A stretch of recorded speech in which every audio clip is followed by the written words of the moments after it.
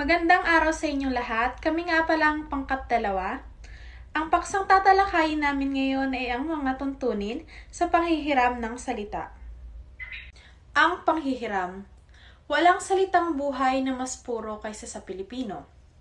Dahil sa pagkakaiba-iba sa kultura sa pagitan ng iba't ibang bansa, kapag isinasalin, ang ilang mga salita ay hindi makikita sa Pilipino.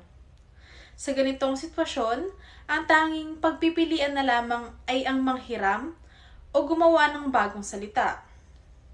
Higit pa rito, ayon sa pag-aaral, hiniram natin sa 5,000 salitang Kastila sa Pilipino, 3,000 salita sa Malay, 1,000 sa Ingles, at daang-daang salita sa mga wika tulad ng Inchek, Sanskrito, Latin, Aleman, Pranses at iba pa. Ngayon, narito ang mga tuntunin sa panghihiram ng mga salita. Walang salitang buhay na kagaya ng Pilipino. Dahil sa pagkakaiba-iba ng kultura ng mga bansa ay may mga salitang banyaga na hindi matatagpuan sa salitang Filipino. Kapag isinalin sa pangyayari ito, ang tanging magagawa ay manghiram o hindi kaya ay lumikha ng bagong salita. Walang masama sa panghihiram ng salita, hindi naman kailangang panghumingi ng pahintulot sa bansang panghiraman ng mga salita. So, ayon sa pag-aaral, 5,000 salitang Kastila ang hiniram sa Pilipinas.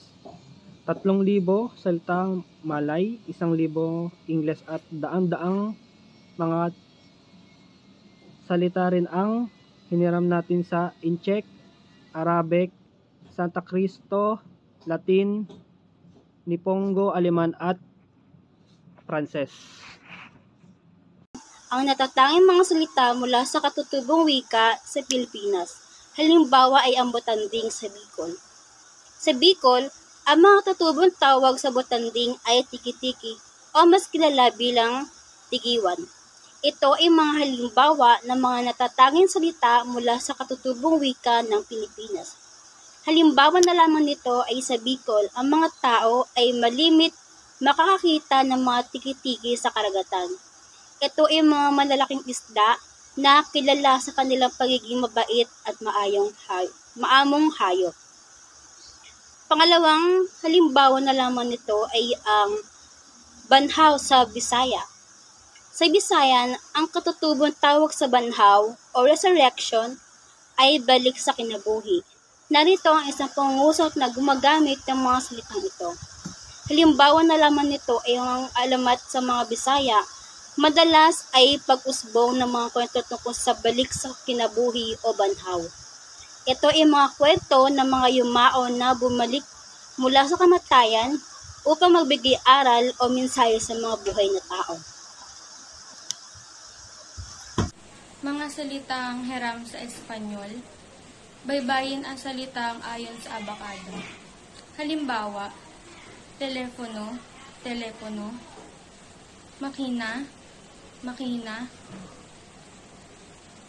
Hiram sa salitang Espanyol na lumaganap na sa paabakadang baybay.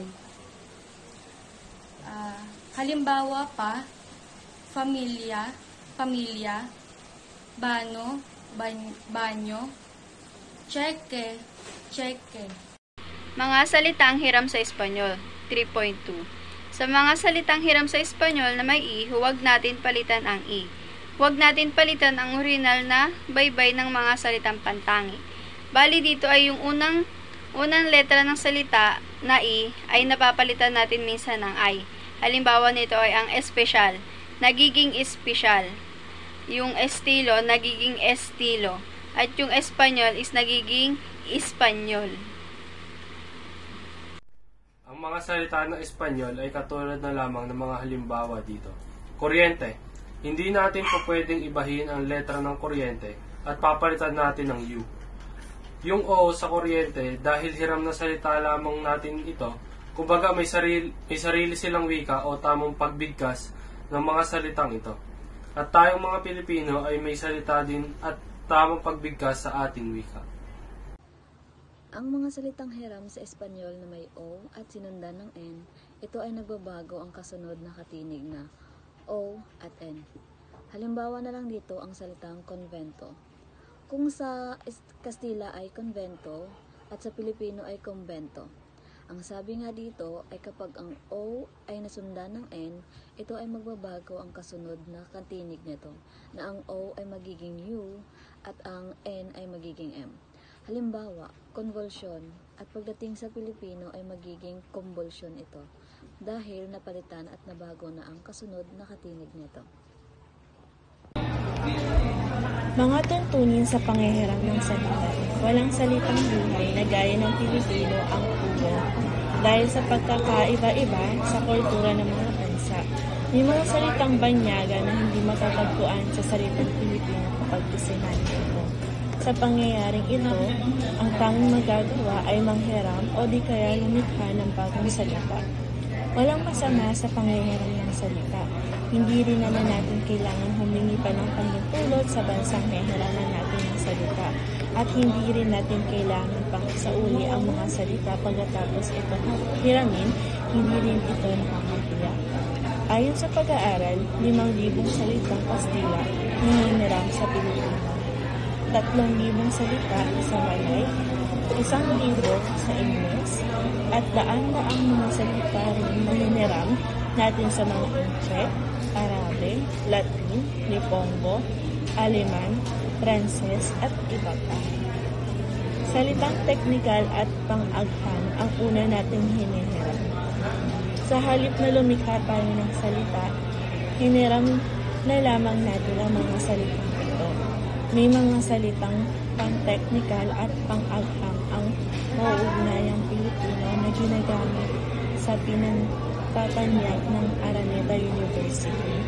Subalit, ang mga ito ay hindi itinagkagubilin ng Komisyon ng Wikang Pilipino, kaya hindi palasak na ginagamit sa mga paaralan. Panghihiram sa wikang Ingles.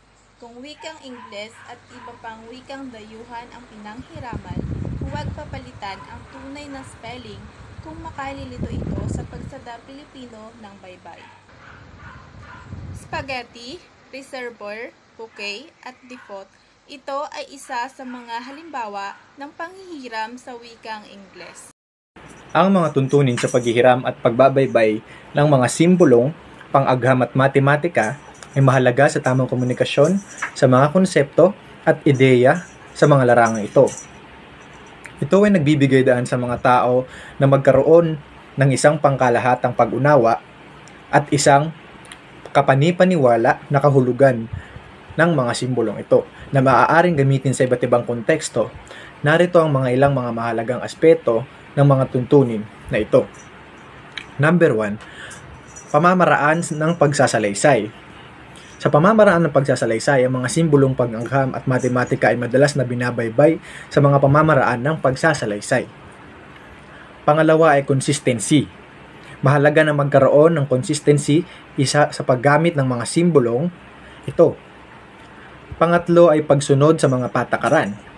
Sa ilalim ng mga disiplina ng agham at matematika, may mga patakaran na tuntunin ukol sa paggamit ng simbolo. Pang-apat ay pag-unawa sa konteksto. Mahalaga ring isaalang-alang ang konteksto ng paggamit sa mga simbolong ito. Sa kabuuan, ang mga tuntunin sa paghihiram at pagbabaybay ng mga simbolong pang-agham at matematika ay naglalayong magbigay ng struktura at kaayusan sa komunikasyon sa mga konsepto at ideya sa mga larangang ito. Ito ay nagpapabuti sa pag-unawa, pagsasaliksik at paglutas ng mga suliranin sa agham at matematika.